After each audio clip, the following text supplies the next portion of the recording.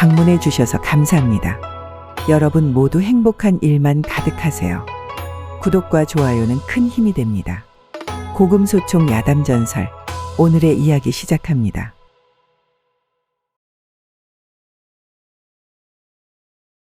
조선 영조 때 한양에 신영채라는 선비가 살고 있었답니다. 그는 선해청에서 낭청으로 일하며 세금 징수 업무를 담당하는 관원이었죠. 매사의 성격이 낙천적이고 시원시원했던 선비는 주위의 어려운 부탁에도 거절하는 법이 없었으니 오히려 이런 그의 성정을 이용하는 사람들로 매번 귀찮고 어려운 일은 모두 그의 몫이 되곤 하였답니다. 하루는 선해청 당상관이 어김없이 그를 불러 말하는 것이었습니다. 이보시게 영채, 왜 그러십니까, 당상관 나리? 자네 경기청에 좀 다녀오겠는가? 무슨 일이라도 생긴 것입니까? 자네도 알다시피 우리 선해청의 인원이 팍팍하지 않나 말일세. 눈 씻고 둘러보아도 믿고 맡길 사람이 자네 말고는 없단 말이지. 나리, 무슨 일인데 그러십니까? 어려워 마시고 말씀해 보시죠. 그게 말일세. 경기청에 세금 징수원 한 명이 부친상을 당해 황급히 사무 지원 요청을 해왔는데 자네가 며칠 좀 파견을 나가면 어떻겠는가? 내 그 값은 후히 쳐줄 터이니. 뭐가 그리 어려운 일이겠습니까, 당상관 나리? 제가 다녀오도록 하겠사옵니다. 역시 믿음직스럽단 말일세. 가는 대로 해결해야 할 일이 있는 듯하니 어서 채비하고 출발하도록 하시게. 네, 알겠습니다. 그렇게 선비는 군말 한 번 하지도 않고 짐을 꾸려 길을 나섰답니다. 그렇게 두어 시간 길을 걷다 보니 늦은 출발 탓에 해는 벌써 기울어 날이 저물어 가고 있었죠. 이거 큰일일세. 벌써 해가 뉘엿뉘엿한 것이 곧 어두워질 것 같은데 어디 묵어갈 곳이라도 찾아봐야 하겠구먼. 하지만 한참을 이곳저곳을 뒤져 민가를 찾아보았지만 인적이 드문 산중이라 가도 울창한 나무숲만 보일 뿐 집 한 채 보이지 않았죠. 그렇게 한참을 걷다 보니 어느새 성의 북쪽 끝자락에 다다랐답니다. 때마침 오래된 절 하나가 눈에 들어왔는데 허름한 현판에 귀곡사라는 문구가 적혀 있었죠. 오호라, 잘 되었군. 오늘은 이곳에서 하루를 묵어가야겠어. 그런데 절 이름이 특이하군. 귀곡사. 귀신 귀자에 울곡자라니 거참 기묘하군 그래. 순간 이상한 기분이 든 것도 잠시. 이내 경쾌한 발걸음으로 선비는 서둘러 절 안에 들어섰답니다. 절 안은 매우 크고 화려한 석탑들이 우뚝 솟아 있었는데 사람의 손이 닿지 않은 듯 이끼가 잔뜩 끼어 있고 사람 키보다 큰 쑥대로 둘러싸여 돌탑인지 풀탑인지 분간이 안 갈 정도로 기이한 모습을 하고 있는 것이었습니다. 안에 아무도 살지 않는 것인가? 관리가 전혀 되어 있지 않군. 이내 본격적으로 절 이곳저곳을 둘러보기 시작한 선비는 자신이 묵어갈 곳을 찾아 승방으로 가보았답니다. 하지만 동서로 가로놓인 승방은 이미 방치한 지 오래되어 잠을 잘 수 없을 정도로 망가져 있었죠. 이거 안 되겠는걸. 지붕에다 벽까지 무너져 있으니 이곳에서 자다간 짐승들의 먹이가 되기 딱 좋아. 게다가 방바닥도 눅눅한 곰팡이로 덮여 있으니 도저히 이곳은 안 되겠어. 저쪽으로 다시 가봐야겠군. 그렇게 다시 자리를 옮겨 남쪽으로 가보니 작은 건물이 하나 있었는데 사람이 드나든 듯한 흔적이 보이는 것이었습니다. 최근에 빗장이 질린 듯한데 누군가 거처하고 있는 것 같은데 이곳이라면 멀쩡한 방 하나쯤은 있을 듯 싶구먼 그래.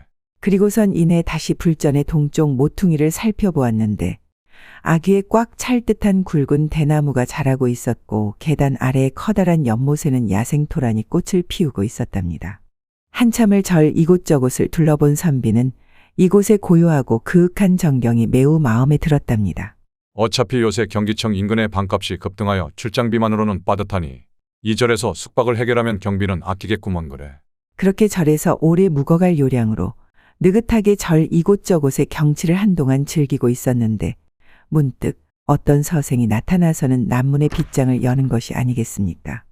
이에 선비가 황급히 달려가 그에게 인사하며 말했답니다. 이보시오, 나는 신영채라는 사람이오. 경기도에 공무가 있어 가던 길에 날이 저물어 이곳에서 묵어갈까 하는데 허락해 주시겠소? 허락이라니요? 이곳은 주인 없는 절입니다. 저 역시 여행하던 중 임시로 머물고 있는 처지이니 저에게 허락을 구하실 필요는 없습니다. 오히려 이렇게 황량하고 썰렁한 절집에 혼자 있으려니 적적했는데 잘된 일이 아니겠습니까? 계시겠다면 저 또한 가까이 뵈면서 가르침을 청할 수 있으니 제게도 잘된 일이지요. 그렇게 생각해 주니 고맙소. 그럼 마음 편히 머물다 가겠소. 빈방은 많으니 아무 방이나 쓰시면 됩니다. 얼마든지 오래 계셔도 상관없으니 괴념치 마시고 지내십시오. 고맙소이다. 그럼 나는 저쪽 방을 쓰겠소이다. 선비는 서생의 말을 듣고 매우 기뻐하며 당장에 짐을 챙겨서는 방 안으로 들어가더니 이내 어디선가 짚을 구해와 바닥에 깔고 콧노래를 잠시 흥얼거리는가 싶더니 이내 코를 드르릉 굴며 단잠에 빠져들었답니다. 허허, 많이 피곤하셨던 모양일세. 좀 쉬시오 그럼. 그날 밤이었답니다. 밝은 달빛이 물처럼 흐르는 가운데 두 사람은 불전의 행랑에 앉아 낮에 미처 나누지 못한 통성명을 하고 있었답니다. 저는 충청도 은봉 출신의 김우진이라 하옵니다. 도가승이온데 이곳저곳을 떠돌며 수행을 하다 얼마 전부터 이곳에서 묵고 있습니다. 잘 부탁드립니다. 그러셨군요. 안 그래도 소박하고 성실한 말투가 딱 그 지방 사람 같았소. 나는 선해청 낭청 신영채라 하오. 반갑소. 저 또한 이리 만나게 되어 반갑습니다. 묵어가시는 동안 많은 가르침 부탁드립니다. 아니요. 이리 말동무가 생겨 내가 오히려 기뻐. 잘 부탁하오. 그렇게 짧은 통성명 뒤에 두 사람은 다시 각자의 방으로 잠을 청하러 들어갔답니다. 하지만 낯선 잠자리 탓인지 피곤한 몸과는 달리 선비는 오래도록 뒤척이며 쉽사리 잠을 이루지 못하고 있었습니다. 그런데 때마침 창문 밖에서 희미하게 웅얼거리는 소리가 들려오는 것이 아니겠습니까? 근처에 인가라도 있었단 말인가. 오는 길에 인가라고는 눈을 씻고도 찾아볼 수 없었는데 말이지. 거참. 호기심이 생긴 선비는 몸을 일으켜 북쪽으로 난 석창 아래로 다가가 살그머니 바깥을 넘겨다 보았답니다. 그러자 나지막한 담장 너머로 작은 집 한 채가 보였는데 색깔이 바랜 붉은 옷을 입고 커다란 은비녀를 꽂은 할미가 구부정하게 허리를 굽힌 채 달빛 아래에서 마흔이 좀 넘은 듯한 부인과 이야기를 나누고 있는 것이었습니다. 할머니, 소양이가 왜 이렇게 오래도록 나타나지 않는 걸까요? 부인의 푸념에 할미가 응수했답니다. 올 때가 거진되었지. 곧 나타날 게야. 기다려보자고. 할머님께 무슨 원망의 말 같은 건 하지 않았나요? 그런 소리는 못 들었지만서도 기분은 별로 좋아 보이지 않더군 그래. 할머니, 우리가 너무 이 계집애를 오냐오냐 하는 거 아닙니까? 그 말이 채 끝나기도 전에 17, 8살 가량의 아가씨가 문득 걸어왔는데 순간 깜짝 놀란 할미가 멋쩍게 웃으면서 말했답니다. 호랑이도 제 말하면 온다더니 우리 두 사람이 마침 너에 관한 얘기를 하던 참인데 우리 귀여운 애기씨가 소리도 없이 살그머니 왔구먼 그래. 다행히 내 욕을 안 했으니 망정이지 하마터면 말이야. 허허허. 그러더니 이내 할망이 표정을 상냥하게 고쳐잡고는 아가씨를 치켜세우며 말을 이어갔답니다. 애기씨는 말이지 정말 그림같이 아름답단 말이야. 새하얀 피부에 앵두같이 도톰하고 빨간 입술하며 양귀비 저리 가라 할 정도로 육감적인 몸매는 세상에 둘도 없는 절세 미인임이 틀림없지. 내가 남자였더라도 애기씨 때문에 혼이 나갔을 것이야. 그렇고 말고. 그 말에 아가씨가 볼멘 소리로 대꾸했답니다.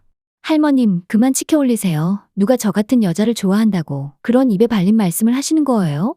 뒤이어 부인과 여자가 또 무슨 말을 하는 것 같았지만 이웃집 사람들의 대화에 흥미를 잃은 선비는 더 이상 엿듣는 일을 그만두고 다시 잠을 청했답니다. 그렇게 얼마간의 시간이 흘러 사방은 다시 조용해지고 아무 소리도 들려오지 않을 때였죠. 문득 누군가 선비의 방 안으로 들어오는 인기척이 느껴지는 것이었습니다. 순간 깜짝 놀라 일어난 선비가 눈을 비비고 살펴보니 바로 이웃집에 있었던 그 아가씨였답니다. 아니, 이게 무슨 짓이오, 낭자. 허락도 없이 사내의 방에 들어오다니 그거 너무한 거 아니오. 선비의 당황한 모습에 여인은 더욱더 애꿎게 그를 희롱하며 말했답니다. 달빛이 너무 좋아 잠을 이루지 못하겠사옵니다. 소녀, 오늘 밤 나리와 함께 사랑을 나누고 싶어 이리 찾아온 것이 아니겠습니까? 뻣뻣하게 굴지 마시고 어서 이리 오셔요.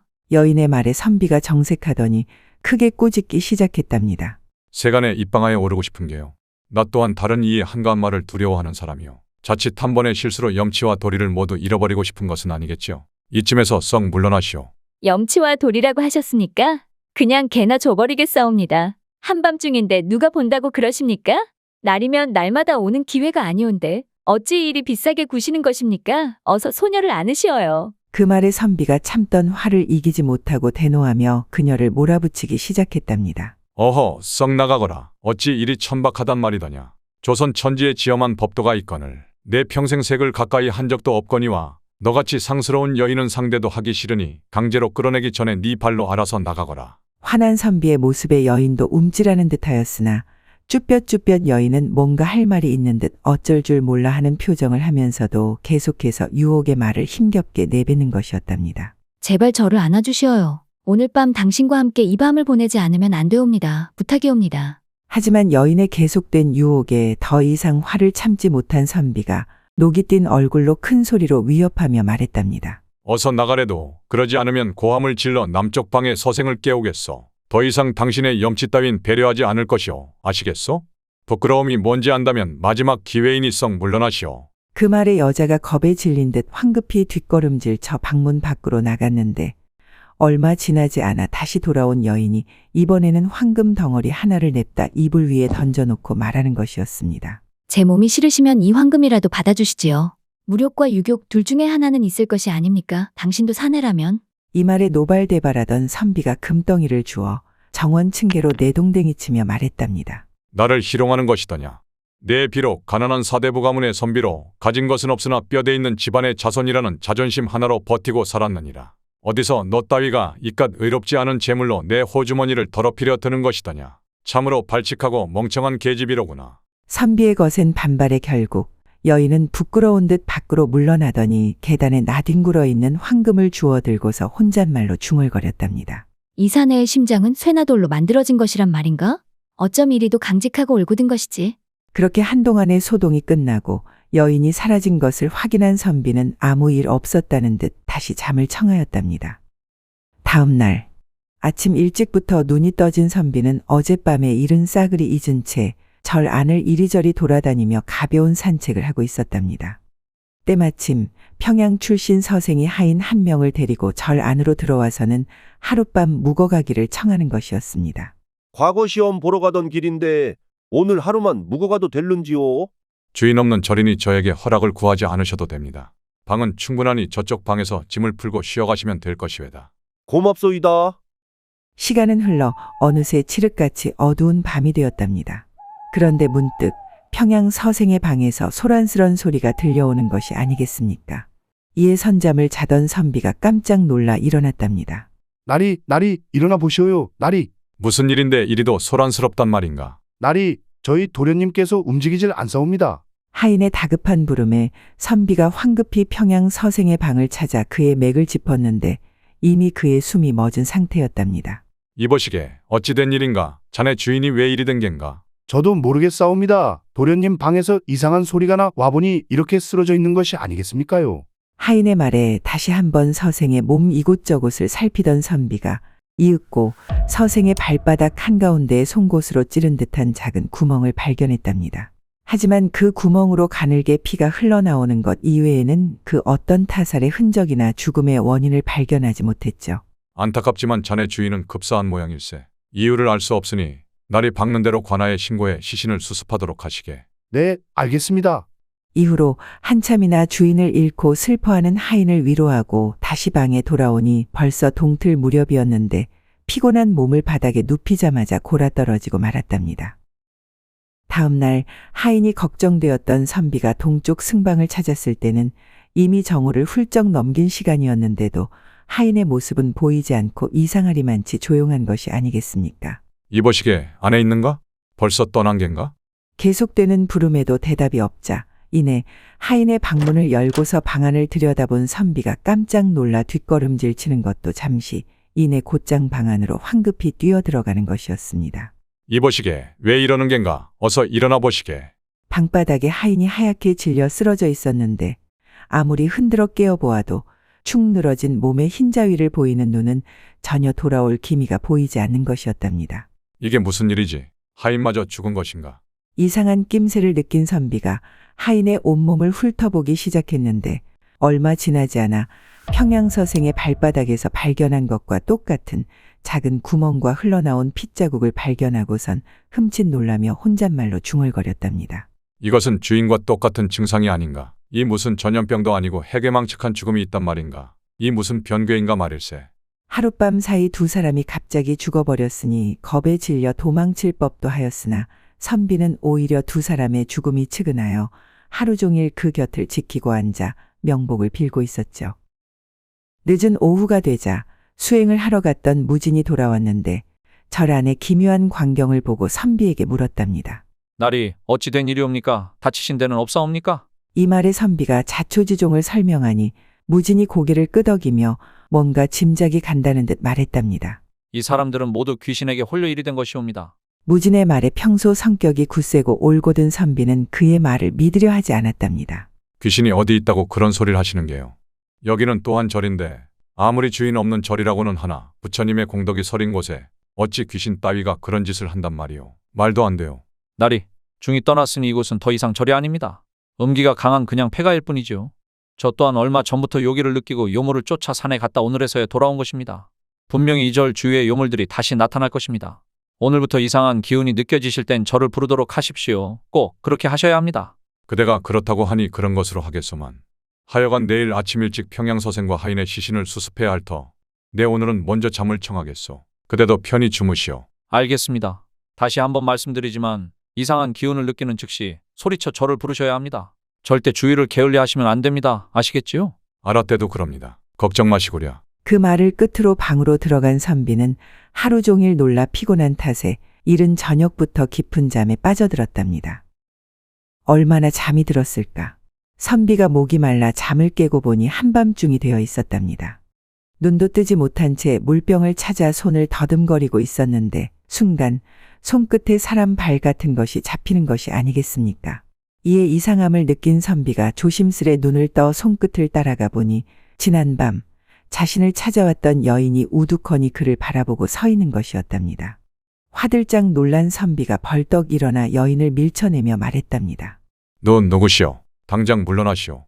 날이 진정하시옵소서. 소녀이옵니다. 아니 왜 또 이리 내 방에 들어오신 것이오? 내가 그리 혼냈거늘. 오늘은 나리를 유혹하러 온 것이 아니옵니다. 그럼 어찌 이리 몰래 내 방에 또 들어온 것이오? 선비의 말에 잠시 망설이던 여인이 말했답니다. 나리 잘 들으십시오. 곧 야차가 와서 나리를 죽일 것입니다. 그 무슨 해괴한 말이오? 세상에 야차가 어디 있으며 있다고 한들 왜 나를 죽이러 온단 말이오? 그 말에 여인이 다소곳이 무릎을 꿇고 앉더니 말했답니다. 나리, 제 이름은 소양이고 성은 이씨입니다. 18살이 되던 해 역적의 가문으로 몰려 죽게 되었는데 이 절 근처에 매장되었지요. 그런데 이곳에 기생하는 요물의 협박 때문에 저승으로 가지도 못하고 구천을 떠돌며 낚아죽을 두껍게 하고 사람을 유인해 그들에게 인간을 제물로 바치는 이런 더러운 일을 하게 되었답니다. 하지만 이는 실로 제가 원해서 하는 일이 아닙니다. 제가 이런 사실을 말씀드리는 이유는 나리의 성정에 감명받았기 때문입니다. 저는 지금까지 여러 사람을 겪어보았으나 나리만큼 심지가 굳은 이는 본 적이 없습니다. 나리께선 정말 성현처럼 인품이 훌륭하시기 때문에 제가 감히 속이거나 유혹할 생각이 추호도 없습니다. 다만 이제는 절 안에 죽일 만한 사람이 없으므로 분명 야차가 나리를 유혹하기를 강요할 텐데 그렇게 된다면 저로서도 어쩔 도리가 없으니 안타까울 따름입니다. 내 평생 잘못한 일이 없거늘 내게 왜 이런단 말이오? 아니 낭자.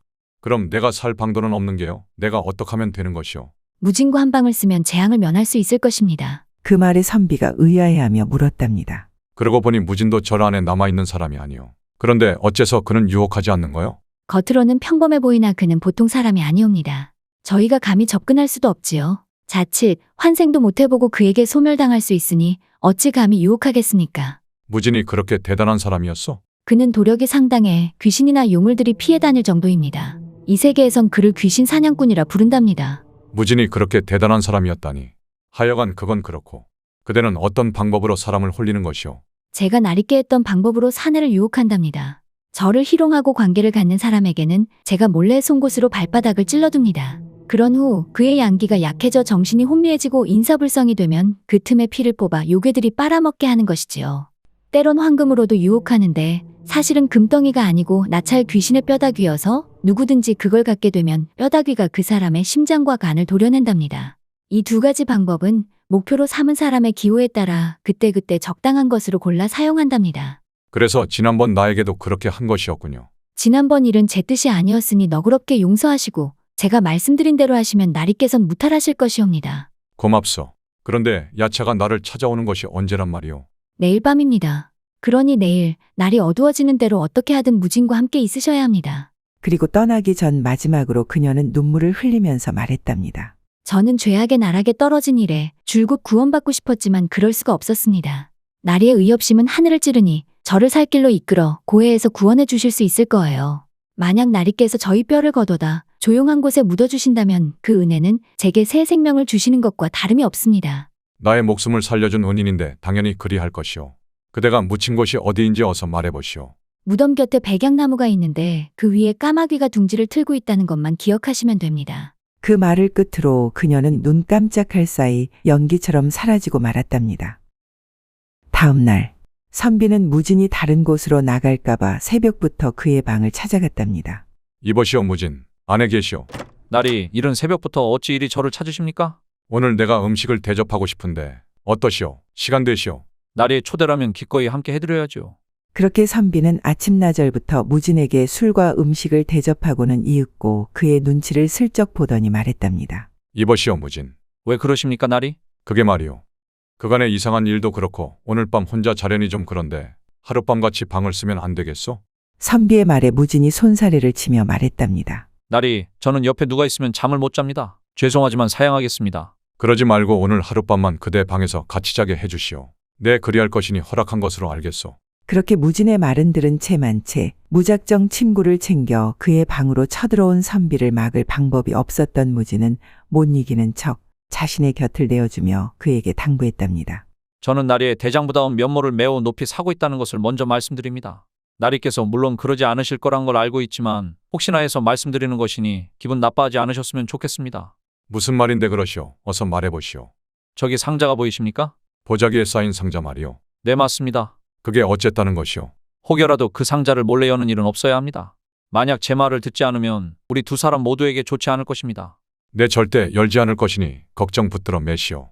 괜한 걱정을 하고 있어 무진. 나리만 믿사옵니다. 이러다 밤새우겠소. 어서 주무십시다. 그렇게 두 사람은 각자 잠자리에 들었고 무진은 상자를 조심히 창틀 위에 올려두었답니다.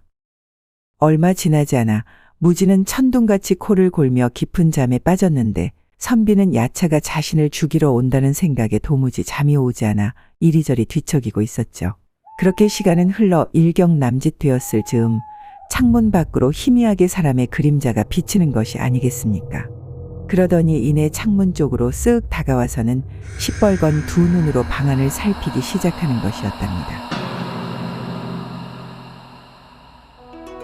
낯선 여인의 유혹에 자지러진 선비 이야기 재미있게 잘 보셨나요? 오늘 이야기는 여기까지입니다. 여러분 모두 행복한 하루 되시기 바랍니다. 다음 시간에 더 재미있는 이야기로 찾아오겠습니다. 구독과 좋아요, 알림 설정 부탁드립니다. 더 재미있는 이야기를 원하신다면 다음 동영상과 추천 동영상 꼭 시청 바랍니다. 감사합니다.